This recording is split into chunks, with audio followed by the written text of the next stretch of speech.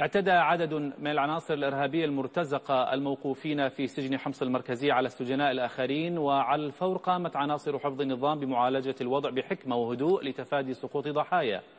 وذكر أحمد منير محمد محافظ حمص أنه بعد معالجة الأمور بالحوار مع السجناء بدأت الأوضاع في سجن حمص المركزي تعود إلى طبيعتها، مشيرا إلى أن وفودا من أهالي السجناء يزورون أبناءهم داخل السجن. من جهة أخرى يعم الارتياح الشارع السوري في محافظة حمص بعدما حققه الجيش العربي السوري من إنجازات على الأرض في مواجهة عصابات الإرهاب.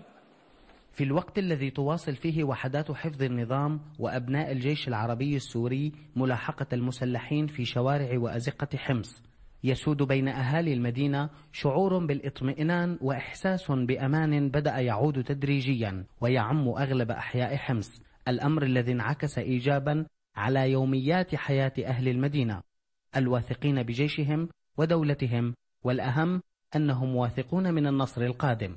معنويات الشعب السوري عالية من الأول من بداية الأزمة، وهلق صارت معنويات الشعب السوري أحسن وقت اللي صار الحسم العسكري وصار الجيش يتدخل ضد المسلحين اللي خربوا البلد. لا إن شاء الله الجيش عم يشتغل منيح ومعنوياتهم مثل النار، ولكن عم نطلع ونفوت نقدم فحص وعادي ما في شيء، والله يحمينا إياه ونخلينا إياهم يا رب. الشعب العربي السوري كثير قوي وأكيد راح يضل قوي وما راح يضعف، والجيش العربي السوري هو أولادنا وأخواتنا وأهالينا، والله يحمي يا رب والله يحمي سوريا. همة الجيش عالي وبدها تضل عالي بإذن الله.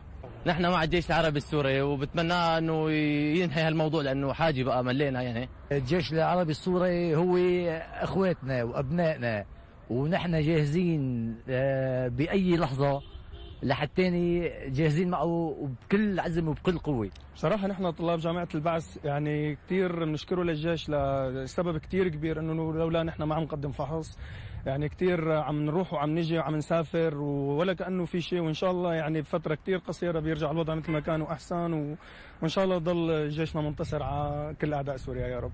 إلهي خلي لنا الجيش العربي السوري، لولا الجيش ما فينا نمشي بالشارع نحن من المسلحين والمخربين، وإن شاء الله بأقرب وقت الله بيفرجها على سوريا يا رب. كلماتهم توحي بتفاؤل يملأ نفوسهم بأن القادمات من الأيام ستكون أجمل.